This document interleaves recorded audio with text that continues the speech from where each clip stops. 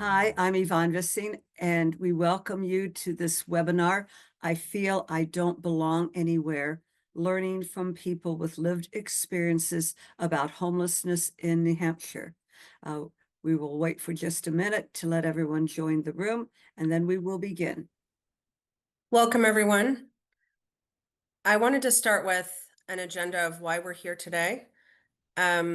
Our project is focused on trying to help communities address homeless encampments and homelessness in general in ways that are more compassionate, human-centered, and at the same time effective. To do that, we created a research project where people with lived experiences with homelessness helped us to conduct research and develop insights about homelessness policies.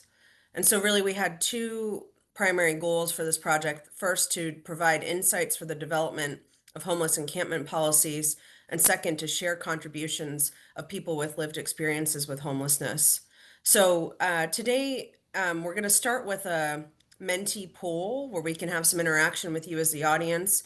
Then we'll share who we are and what we did, some of our findings and recommendations, and then we'll be able to have some discussion both through Menti and the Zoom Q&A, and talk about steps forward.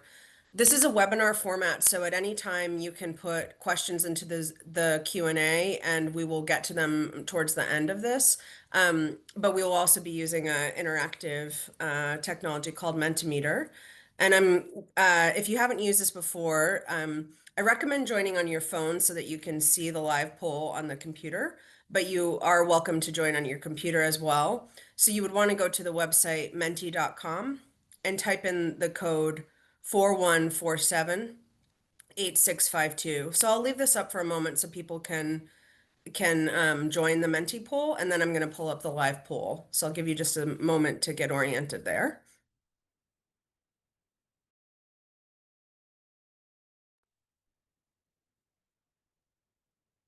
And if you're just joining, we're starting with a live poll. Welcome. And you can go to menti.com. I recommend joining on your phone, but you can use your computer as well and entering the code 41478652. All right, and now I'm going to share that live poll. If you don't have that code, you'll see it again in a moment, so don't despair.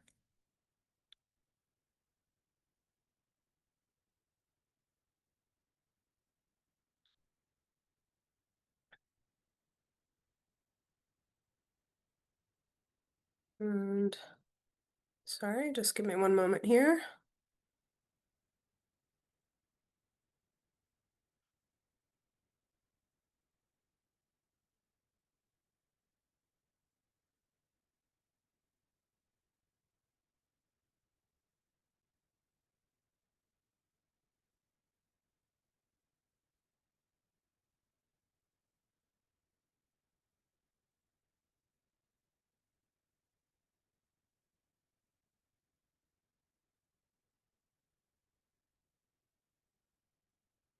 And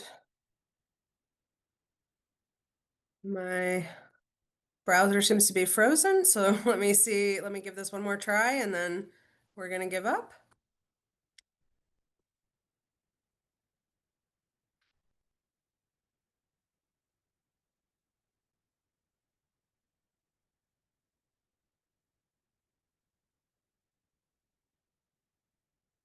All right, well, that is not going to work at this time, so we're gonna just keep moving with the slides, and we'll try to loop you into that Menti poll a little bit later.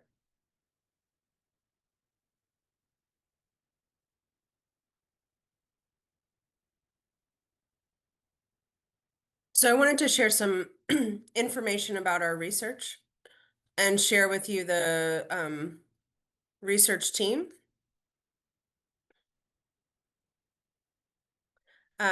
So you can see myself. My name's Kihara Morvising on the left-hand side here. I had bangs then, but otherwise the same person. To my right is Trini. Below me is Solomon. The person with the dog is Ariel. And the person to the right of her is Shanti. So this was most of our research team, but we were also led by the experienced homelessness researcher, Dr. Yvonne Vissing. The Dr. Yvonne Vissing has written extensively about homelessness and is a former board member with the National Coalition for the Homeless. So she has helped us shape this study and understands these issues at a deep level. So we're really honored to be led by her. So I wanted to start with just a statement about the problem we were addressing in this project. Um, so there's increasing attention on visible encampments where homeless people are living and pressure to take action to address them in communities.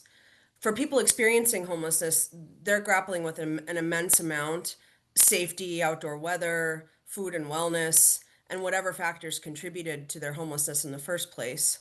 For the public, these encampments can be disturbances to residential communities or local businesses, can cause sanitation issues, and can make people feel unsafe.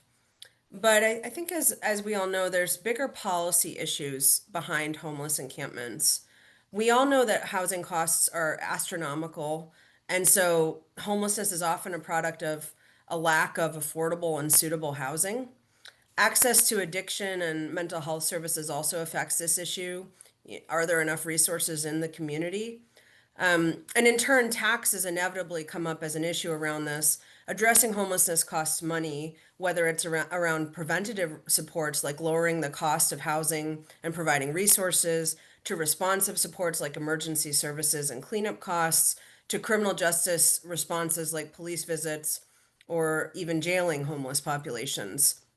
So this is a complex problem, and that's why it can be difficult as community leaders to know how to respond. And we hope to help you with that today. But we wanted to highlight that there's some new factors that are affecting homelessness. Um, it's very hard right now for low and middle income people to make ends meet, even when they are working. During the pandemic, there was more financial support for people experiencing homelessness and funded increased programs, but that has ended. And homelessness has also increased in general since the pandemic. Community responses are increasingly moving towards ticketing or jailing people who are homeless rather than focusing on addressing the root causes of why people are in that situation in the first place. And there are predictions that the economy and homelessness could worsen in coming years, which means more communities will be grappling with these issues.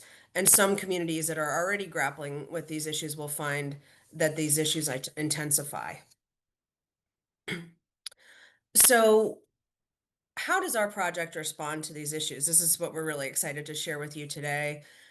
So, oftentimes when policy is made, the perspectives of people who are actually have experience um, with the issues are not included. So, in this case, we wanted to ask people who had experienced homelessness, what do you think the solutions are to homelessness? Because they're the closest to the issue. And we focused our study on New Hampshire, but these learnings apply to many other communities, especially New England states. But I think that you'll find this valuable no matter where you're joining from. So to just walk you through our process a bit, we used a research methodology called participatory action research, or sometimes it's referred to as PAR. The idea behind PAR is that uh, the research includes people with lived experiences about a subject as researchers in the subject you wanted to know about. So, in this case, since we're doing research about solutions to homeless encampments, we wanted to include people with lived experience with homelessness as co researchers. So, they helped us to collect data, analyze data, and today we'll present the findings that we had from some of this research. I also wanted to point out here, as you can see on the slide, just the variety of ways that we collected data. So the people with lived experience researchers conducted 3 focus groups, mostly with youth with lived experiences with homelessness. We conducted over 35 interviews with national experts, 30 plus interviews with state experts and organizational leaders, and also observed a range of meetings related to homelessness, including a visit to the Friendly Kitchen in Concord, New Hampshire, which is a soup kitchen, and conducted an extensive literature review looking at what the scholarship is saying about homelessness policy. So lots of different data sources. And this research was supported by various partners. In particular, we want to thank the Sociological Initiatives Foundation for a grant supporting this work, and Salem State University, who's hosting the this event today. And to share the products that came out of this. So first and foremost, this presentation and any follow-up discussions are one of the primary products of this research project. We do have a Dr. Vissing is editing a book about strategies at work, evidence-based strategies to address homelessness, which will be a sort of follow-up with lessons learned around the country about homelessness, and that should probably launch later this year. And then we're going to send out three print resources for you after this webinar. For people in New Hampshire, there will be a homelessness resource information sheet. But for those of you who are outside of New Hampshire, you'll benefit from the other two handouts as well, is a infographic summarizing the lessons learned from this project. And we compiled a handout about helpful academic articles. So as you may have experienced, when you start to look at all the scholarly research about a subject like homelessness, there's just so much out there that it can be really overwhelming. So we kind of culled what we think are the best articles to read about this subject that could be really helpful to you, and maybe even help you with grant writing and things like that, as well as to just generally learn more. So that will be coming after the webinar to anyone registered. And it's now my pleasure in a moment, to introduce some research findings from our lived experience researchers. But I want to give a little bit of context first. So our lived experience researchers conducted focus groups and interviews and identified four key themes they're going to share with you in a moment. These are about how the stigma of homelessness has multiple negative effects, both on people experiencing homelessness and their progress towards getting out of homelessness. The second theme is on how interactions with police and criminal justice are challenging for homeless populations and could be improved. The third theme is how the structure of social services can create challenges for homeless populations actually getting the help that they need. And lastly, how the experience of homelessness itself can create mental health issues. So they're going to introduce each of these themes and read quotes from different people who we talked with in our research that illustrate these themes. So the quotes will kind of wash over you. And then we're going to hear a personal story from one of our researchers that demonstrates how some of these themes play out in reality. So I will now introduce one of our researchers, Solomon, who will take it from here. Good afternoon. My name is Solomon. I'm a youth leader at the Youth Success Project. I wanted to talk about four key themes that we found while doing studies. We have stigma, social services, police, and mental toll. So, what to do about homelessness policies in New Hampshire, and learning from people with lived experiences. We've talked to a lot of people, and I've heard people say, quote, I don't feel like I belong anywhere, not to my family, not to the community. Sometimes I feel invisible. I don't know if that's better or worse than being seen. So that really speaks to the stigma piece. One person said, I dress up in nice clothes so that people won't realize I'm homeless. The coffee shop owner talks about the homeless people across the street in awful ways. The things he says about the homeless people are terrible. He has no idea that I'm homeless, but because I look and act nice. So, um, a person would be refused service if they knew the person was homeless or dressed differently. And it's harmful and incorrect to say disparaging things about homeless people, stereotyping them, and to assume wrongly that homeless people are certain kinds of people. The coffee shop owner feels far too comfortable talking badly about humans who are struggling, hence the stigma piece. Another person said, quote, "People are nicer to me when I have my dog. Some treat my dog better than they do me." So that's the animal is being treated better than the human. That is that just speaks volumes. And I'll hand it over to my coworker, Trini.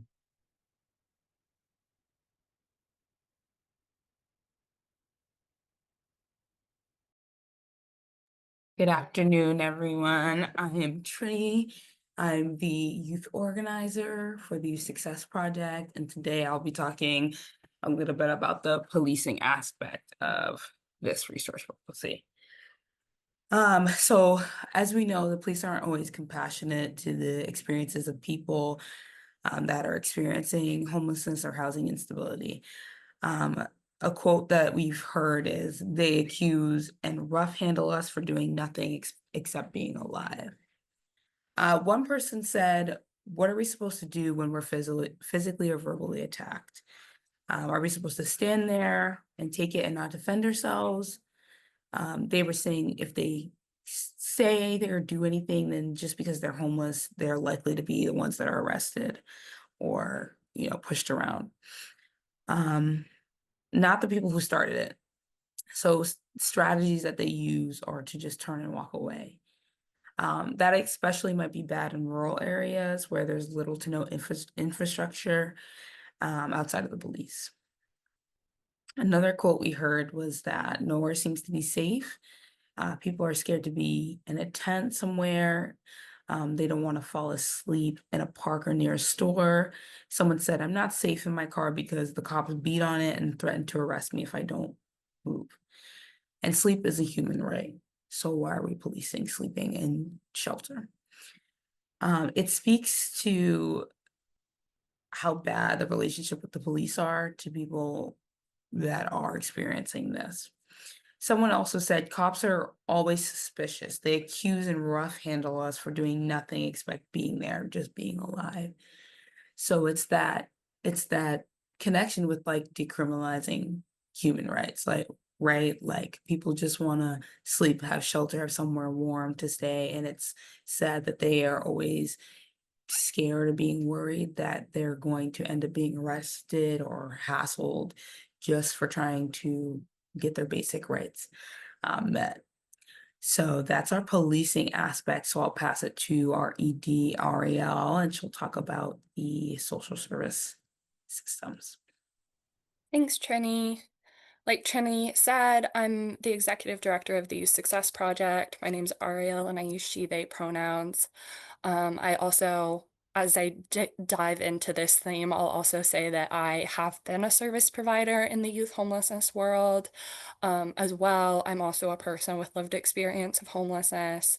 And I'm going to be talking about how the social service system often fails to meet people's needs fully. And um, it's not designed for the real life needs of people experiencing homelessness. And one quote that we heard from people that we felt like really captured this well was that people promise help, resources, and safety that I don't get. Um, we saw a lot of quotes and reflections in this area, so I'm just going to pick a few to highlight. A lot of people talked about living in their car. One person said, "I drive around looking for a safe place to sleep, but can't even park in a parking ride because there's 24-hour surveillance everywhere." And they asked the question, "Where am I supposed to go?" Folks also spoke about shelters a lot. One person said, "Shelters are the last place you want to go. You can't really sleep. You're scared. People steal. People can be mean. You're thrown out all day with nowhere to go. Getting a hot meal is not benefit enough." And then they talked about some of the barriers to shelters as well. One person talked about how their partner and them were not able to access shelter at the same time. They said, "My partner and I went to a shelter and only one of us qualified for a bed. This put us in a spot. My partner didn't want to be the one to have me thrown back on the street. So we both ended up on the street instead of both of us being allowed to enter the shelter."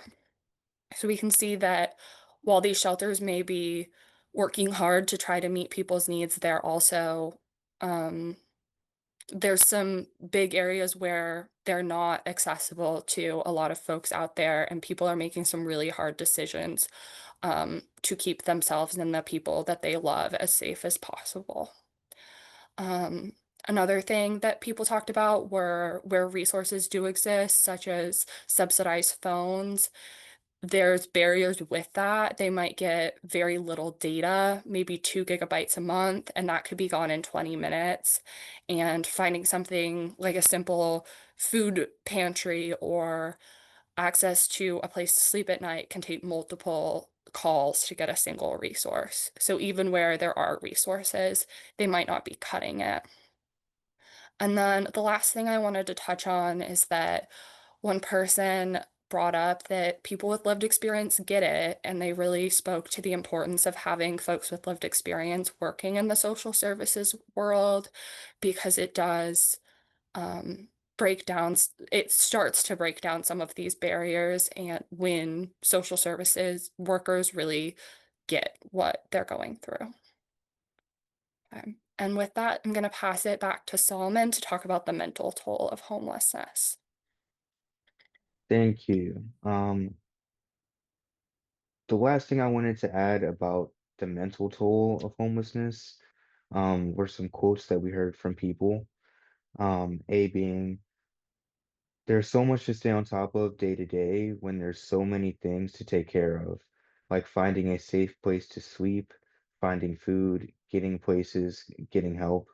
So much to do that unfortunately taking care of our mental health might come last. Another quote we have is, we are deprived of privacy.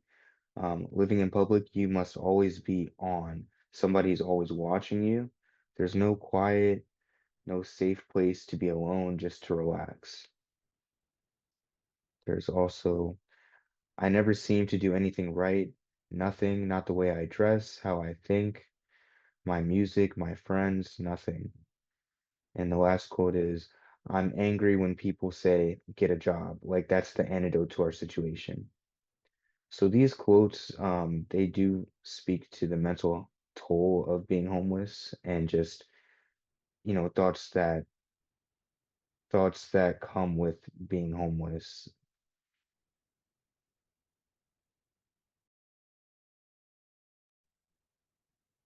Thank you, Solomon.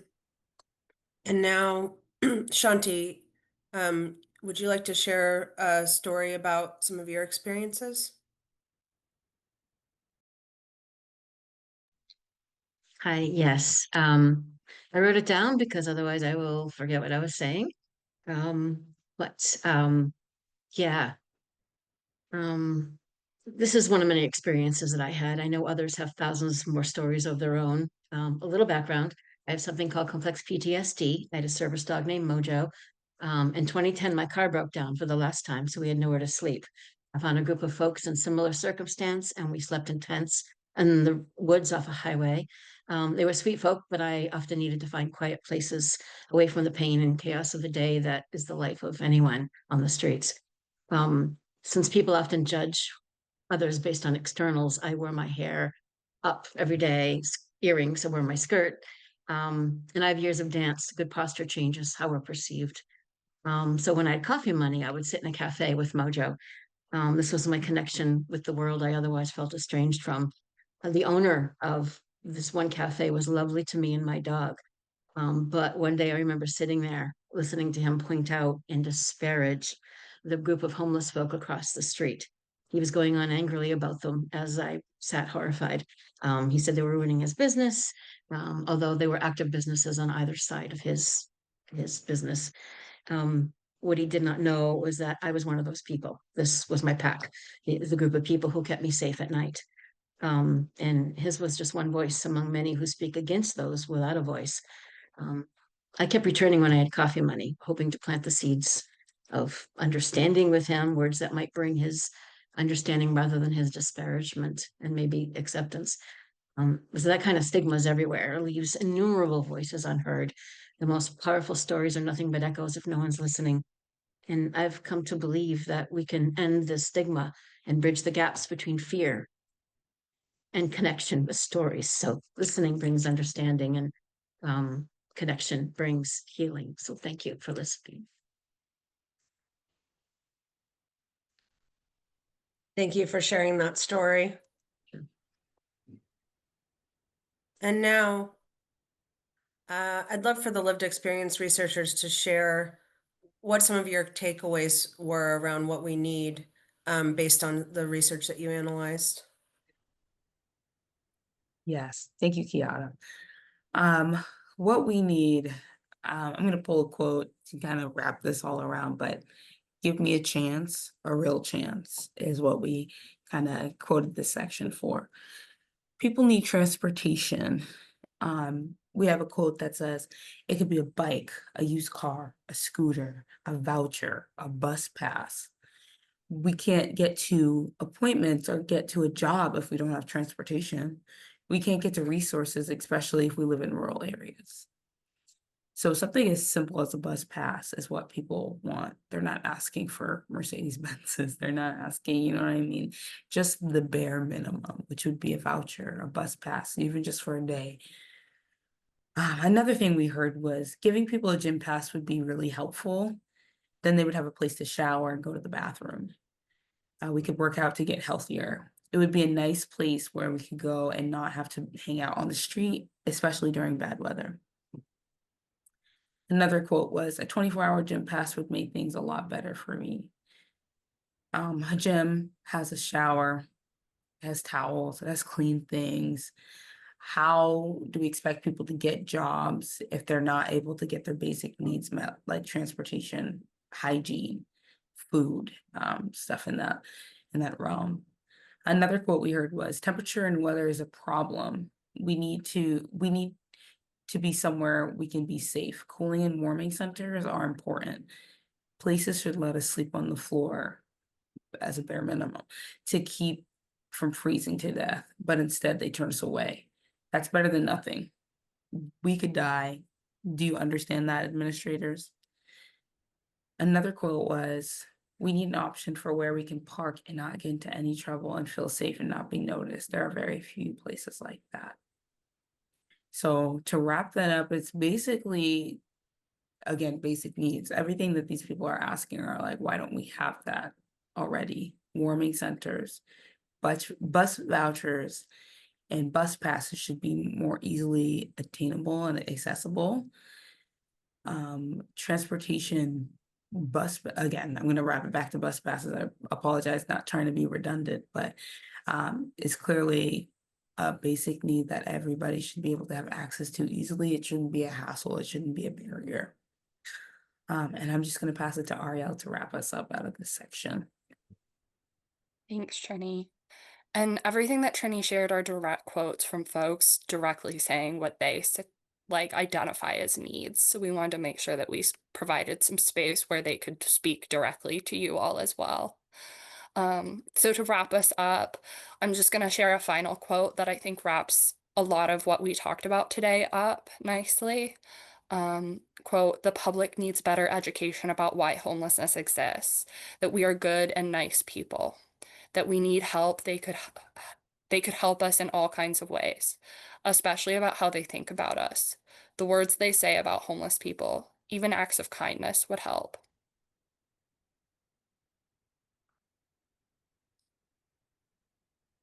And that is all we have for this section. Yvonne, would you like to share some findings from interviews with experts and some of what the scholarly literature is telling us? I would love to share what I've been learning for the past 30 years from the literature, from research, and from people with lived experience like our team here today. We know that homelessness is caused by one major thing, and that's the lack of housing. There are housing issues. That is the number one reason why homelessness occurs. You will often hear people talk about homeless people being mentally ill or substance abusers. And I think they assume that because of that, then people become homeless. The literature and counters that and says that you've got the order reversed. When you lose your housing, you have nowhere to sleep, you have nowhere to eat, you have no security. And this is what triggers off mental health problems, physical health problems, and a variety of other difficulties. So please keep in mind the cause and effect reversal that I think the public falls into. Now, it costs a community a lot less to house people than it does for them to put them in a shelter or to criminalize them or to let them be on the street. From a cost benefit analysis, it's very clear that providing people with housing ends up costing less financially and costing less in terms of wear and tear for the individuals and for the community. Criminalizing will not solve the problem, but it will only make things worse. And we see a national policy now towards the criminalization of homelessness, and it is only doomed to make things worse for communities, taxpayers, and individuals. When a community builds a shelter, it is a sign that they are not prioritizing housing for everybody. That if you see a shelter as the solution, then it means that you have given up on the idea of having housing for everyone. Because there are really many alternative, innovative housing options that are available. And this is true for the US and around the world. The policies that a community selects reflect our priorities and our values. We really need to think about that as the state of New Hampshire, of the first of the nation, because we have the opportunity to create a model in which the best investment a community or state can make is in one another and into the community. Could I have the next slide, please? Thank you. I've got a model that I call the 4 A's of housing. Housing needs to be available. It needs to be affordable. It needs to be accessible and appropriate. If a community has housing that fits those 4 A's, it is likely that homelessness will not be very common. But if we do not have these, and especially in this amount for the 4 A's, then homelessness will likely occur. So we want to make sure that we can afford the housing that is available. And is there enough housing that is available of different types? Can we get it? Is it accessible? And is it appropriate for me as an individual? What if I have a family? What if I have a disability and I cannot walk up to the 3rd floor? And that is the only place that is available. So these 4 A's, I think, become critical in terms of our policy development. Next slide, please.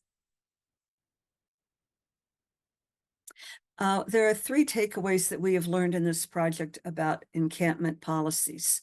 And the first one we'll talk about is the phenomenon of sweeps, or where a town comes in and they bring in dumpsters and the police and they wipe out the, quote, tent city. They cost a lot for a community to conduct. And ultimately, it does not solve the problem. Usually people do not have another place that they can go after their tents, their possessions have been swept away. And so that they're just simply going to relocate to another place.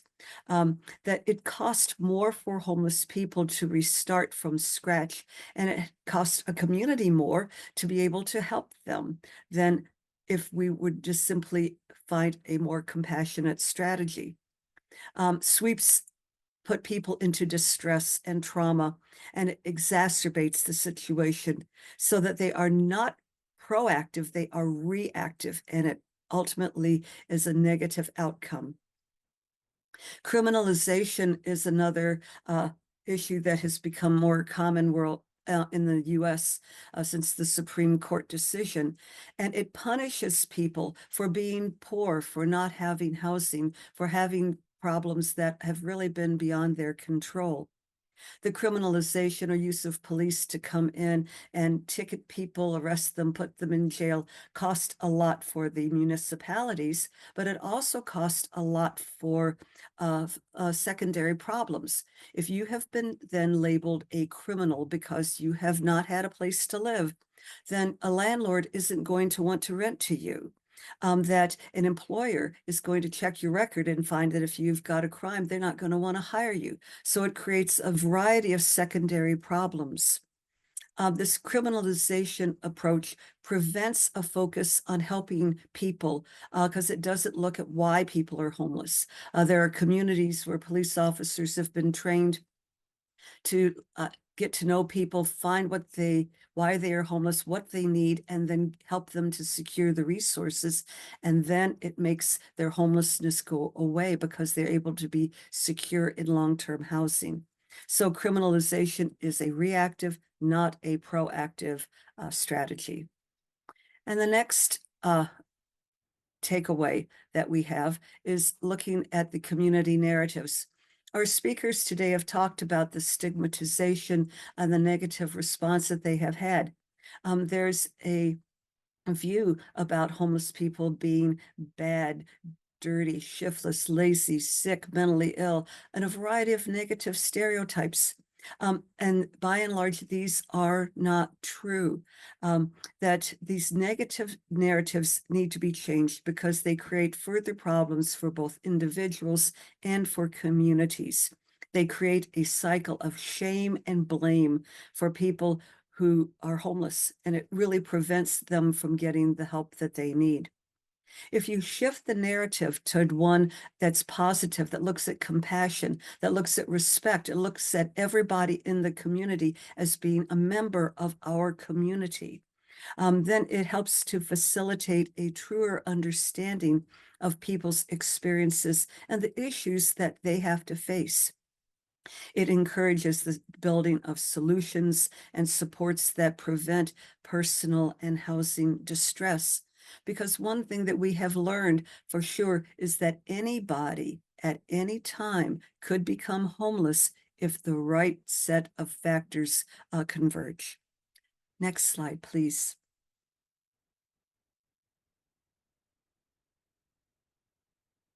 So when we talked to the leaders in New Hampshire, we found some observations that we'd like to share. And one is that there's no coherent, comprehensive statewide policy. Communities are pretty much on their own trying to develop strategies to work.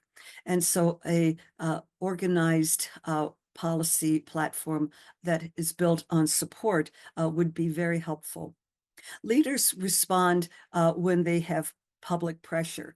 And so if people who are homeless and they are visible on the street, then leaders feel compelled to do something about it. They also may want to be reelected. We find that the pressure isn't there if people are invisible. And so the encampments are a visible documentation of the failure of a community to meet the needs of all of the people. Community partnerships are essential, and there's some communities that have done a beautiful job of bringing together different organizations and leaders and businesses, nonprofits to work together. These are essential. Often we have people say, well, we don't have adequate funding. And the literature is quite clear that there is enough money, but it depends on how we allocate it. If you spend the money on shelters and on dead and reactive instead of proactive causes, then you're going to have a difficulty. We find that we need to have good data. Excuse me. That we need to have both qualitative and quantitative data so that we understand what is going on and how to create the best practices. So research is often not funded, but it is essential for us to be able to move forward.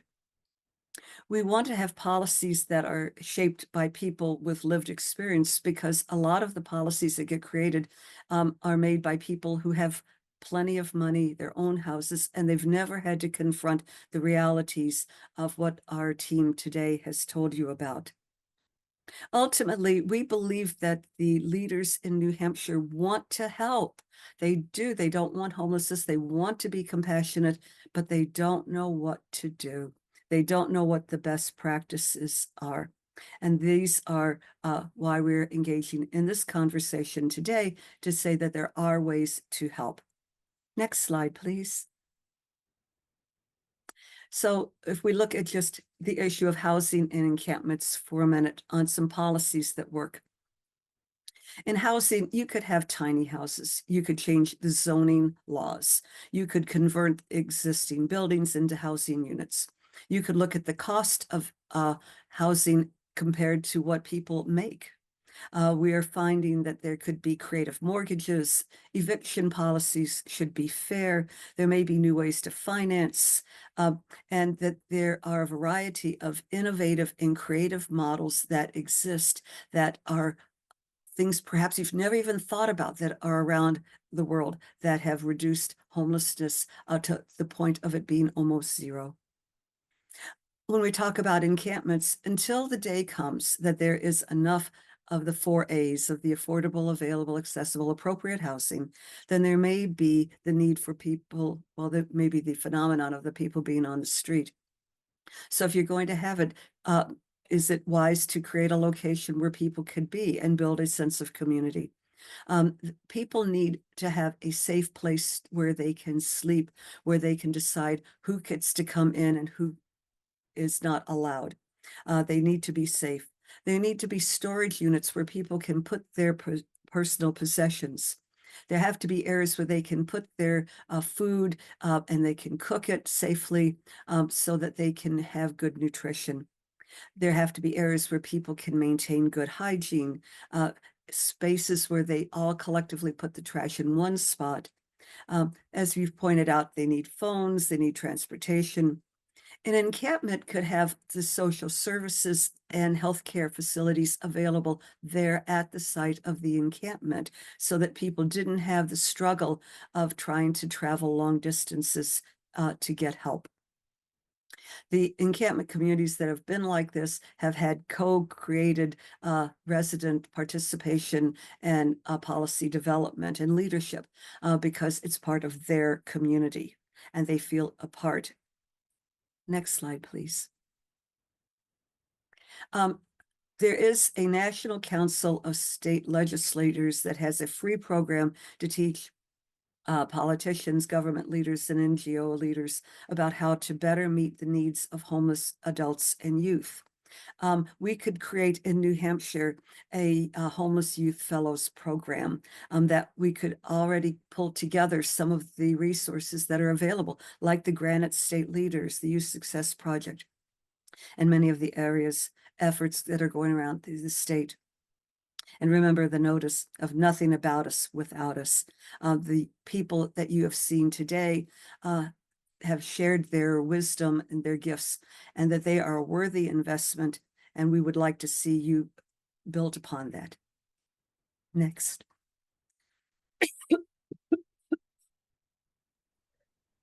So what I would like to do now is open up the Q&A to questions. We have a rare opportunity here because we have a combination of people with lived experiences with homelessness and a scholarly expert in homelessness on the same meeting. I think that oftentimes you might be able to ask questions to one population or another, but today you really get the opportunity to ask questions and get a multifaceted answer. So I'm going to give people just a moment to put some questions into the Q&A, but we're looking forward to having a discussion where I can help to present your questions to our speakers today. And so I'll give you a moment to think about that. While you're doing that, um, I have an initial question, um, and it's from Eric. Eric, thank you for this question. And it says, thank you for bringing attention to this important issue. I'm curious if any of the participants in the research talked about experiences with the child welfare system. And so I think I'll direct this to Ariel first. Ariel, in your experience with the Youth Success Project, I'm wondering if you're ever working with foster youth, or people who have previously been involved with foster youth, and if you could speak to any intersections you're seeing between foster youth and homelessness, if so. There's definitely overlap, as I'm sure Eric is aware of too. Um, The estimates off the top of my head are around 30% or a third of young people experiencing homelessness in that 18 to 25-year-old age range have some sort of involvement with the DCYF child welfare system. Um, so there's definitely overrepresentation, and that's a highly at-risk group of young people for experiencing homelessness. Um, I don't recall, maybe Yvonne does, but I don't recall from any of our focus groups if anyone spoke directly about that. Trini's shaking their head too. But it's definitely an issue. And I know FYI vouchers were also mentioned in the comments as something that folks were wondering if we heard anything about. And again, I don't think we asked about vouchers specifically in the focus group, so that wasn't answered specifically. But for folks who don't know, FYI is foster to independence vouchers, and those are specific foster youth to independence vouchers, and those are specifically for young people aging out of care with the goal of them moving into safe and supportive housing instead of experiencing homelessness. Go ahead, Yvonne. We had one young mom have a brand new baby, and that were family problems at home, and that she had nowhere to go, and the shelters wouldn't allow her in, and that she was sleeping with a brand new baby on the street. And it's because the system was not designed to help. I've worked with other families, and if they had a son, especially if it was an early teen adolescent son, they weren't allowed to come to the shelter for fear that they could be a sexual abuser, even though that it was just a child who had nowhere to go. So that there are all kinds of rules within shelters that make it very difficult for families in particular.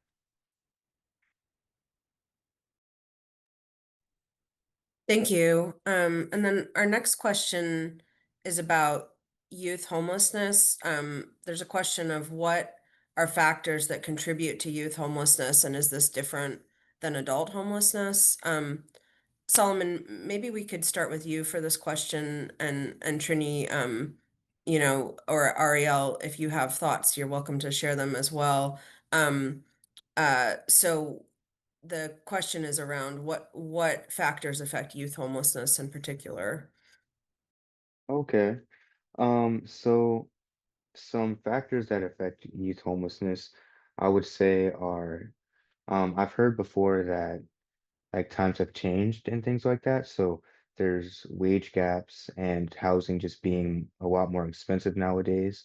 Um, the cost of living and the cost of housing has increased up like exponentially, without without increasing wages as well.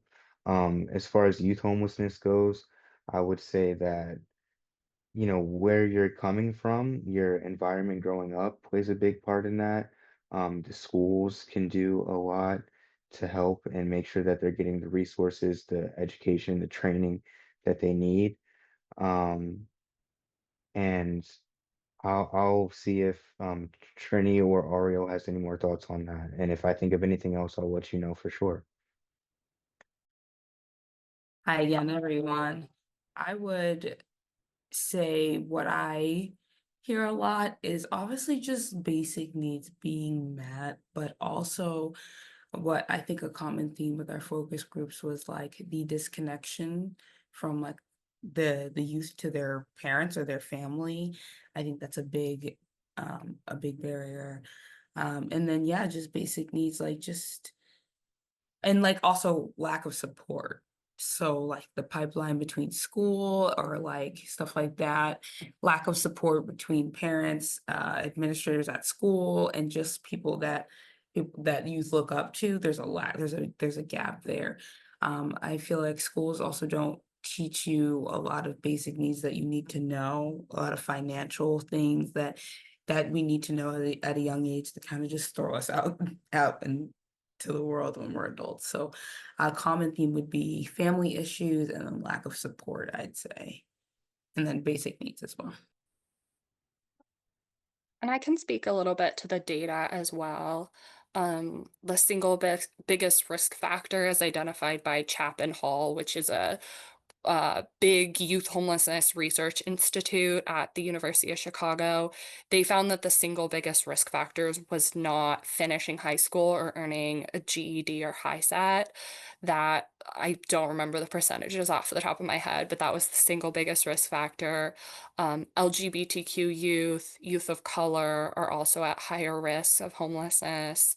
Um, and rates of homelessness between urban and rural areas are pretty similar, actually, which a lot of people don't expect because youth homelessness can look different in different areas, but the numbers tell us that it's just as common in rural areas as we see in urban. Um, and then also pregnant and parenting youth are at a higher risk. And that's what I remember off the top of my head. Building on that, we have to remember that many of the young people who are on the street are there because of family troubles, and that their parents have not been supportive, they don't understand, or they've been abused. And you might want to think about what it means if a young person thinks it's safer to be on the street alone than in their own home. Thanks for the question. Our next question is about educating state legislators. Yvonne, I might pass this question to you first, and Shanti then to you to talk about Granite State leaders, and then anyone else in the group who'd like to share, if you would. So the question is, do you have any suggestions for strategies to educate state legislators about the root causes of homelessness and how to foster compassion rather than blaming people experiencing homelessness for existing? This seems fundamental to securing support for meaningful policy reforms. Absolutely, and that's why this National State Legislator Fellows Program was created. And it's free, and you simply have to apply. And so that is something that can be done at the national level. And if somebody was taught there to bring those skills home for at the state level, that would be wonderful. And we could always, as a team, learn how to do that at the state level if for any reason the national resource wasn't available. Also, you have organizations like the National Alliance to End Homelessness, and that they have regular monthly meetings. They have one, I think, today, and they provide training and resources on a regular basis, and they have tons of information. The National Coalition for the Homeless has a database of resources so that and Chapin Hall, as Ariel pointed out, has tons of material. So it's just a matter of having the will to pull it together. So. And Shanti, would you like to share anything from your own experiences or some of your work with the Granite State leaders? Sure. The Granite Leaders was established, I believe, in 2013. I was one of the graduate of the first, one of the graduates of the first groups, and they've been going strong ever since. They educate folks who are in and out of homelessness and to be advocates for themselves and then for others. They provide opportunities to go to the legislature, learn how it works. They can sit in on sessions and organize groups to come in and speak, or to see members of the New Hampshire Coalition to End Homelessness speak. They're invited to write, as I have, pieces, testimony for legislative change. Sometimes they listen, sometimes they don't. So much, again, to me, is about stories. I'm trying to structuring a video right now to let people know how it feels, how it seems, the things that they miss, the things that they walk away from because it's too much for them to handle. People don't like bad news. People don't like being pulled out of their continuity until it's them or somebody they really love. So bringing things home and letting them have some personal sense of what things are like might make a difference for change. It's usually the people in government or high up who are so far away from that, and they miss it. It's how we survive, I guess. But the Granite Leaders is available to anyone who's been homeless, in and out of it, and can learn to it's validating for who you are, for one thing. I never would have spoken about my experience or admitted I was homeless. It was embarrassing. The few people I knew who were aware of my situation were embarrassed. I was really good at being covert, but it enabled me to reach out, tell my story, tell my many stories, and let people know, because that's the only way you make change. Just like mental illness and saying, I have complex PTSD, because you have to be an advocate if you're able to do so for Thank anything you. that has stigma. So, Thank you, Shanti. And then I think we have time for one more question, and then Yvonne, maybe you can wrap us up. The question I'm going to direct to Ariel first, but Solomon or Trini, if you have thoughts about this, please feel free to share. The question is, how do I make sure I'm not applying a one-size-fits-all approach to homelessness when each cultural background has different community needs, especially immigrants who are finding themselves in this situation more and more lately? So Ariel, I'm not sure if your work touches on this or not, but I thought it might be interesting to ask you this first. Yeah. I will do my best to respond to this. I don't think I'm the all-knowing person around this by any means, but I would say it's really important to approach any sort of collaboration, especially with folks with lived experience, with a lot of humility and a lot of readiness to ask questions and learn from folks. I think anywhere that planning's happening about how to engage folks with lived experience of any and all identities, it needs to be as informed as possible by folks from that background. So, you brought up immigrants specifically. So if it's possible to get someone who already has existing connections to the immigrant community to be a co-conspirator in any planning. And then once you're starting to engage with those folks, really being ready to learn from them as the experts in their own lives. So again, approaching it with a lot of humility and a lot of like readiness to ask questions and create an environment that works for them. Um, and not imposing what that should be ahead of time. I can speak to that question as well. I work a little bit in the immigrant system. My sister is an immigrant from Africa. And what I would just say, if I don't lose my complete train of thought, is so my first thing is always to know your rights as an immigrant, of course, but also what I've learned from my sister is if it's safe to do so, go and testify at any type of bills, stay up to date on bills, because that's what I'm doing, even not as an immigrant, but just to be able to help people to do that intersectionality. Would be I'm staying up on the bills that are going on, I'm testifying, but I'm also learning the rights of being an immigrant as well. Thank you, Trini. Thank you, Ariel. Yvonne, in a moment, I'd like to pass it to you to close. I did want to note a correction from Nicole Johnson that shared that the Leadership and Advocacy Program for people who have experienced homelessness through the New Hampshire Coalition to End Homelessness is called Granite Leaders, not Granite State Leaders. I think that was my bad because I worded it wrong.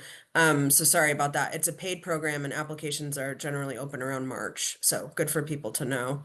And Yvonne, I'll pass it to you to close today. I would like to thank everyone who has taken the time to learn about homelessness. We are grateful because a lot of people did not come. And so thank you for being there. Thank you for my wonderful team of researchers that you have taught us all a great deal and enlightened us. There's a sociologist by the name of Howard Becker who has a classic article that says, "Whose side are we on?" And today we're on the side of helping people who are worthy of investment, like this group of people. It wasn't their fault that they became homeless. They have had monumental challenges and overcome them. And everyone can overcome if they're given the right kind of support and assistance. We have a national model where we can choose to be top down or bottom up. The top down is looking at how to be punitive and to criminalize.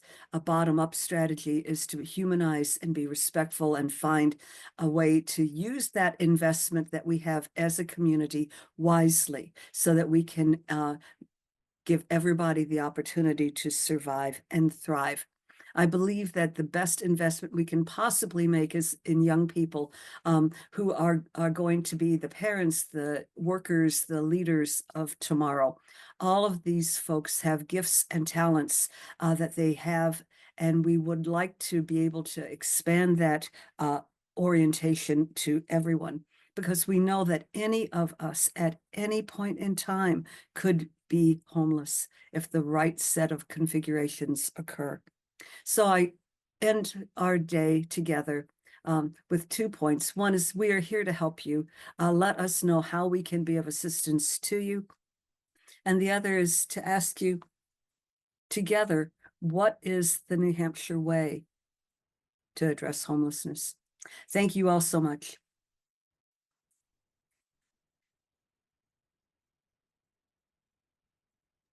And I'm just displaying Dr. Vissing's contact info if anyone wants to email the team. Thanks, everyone.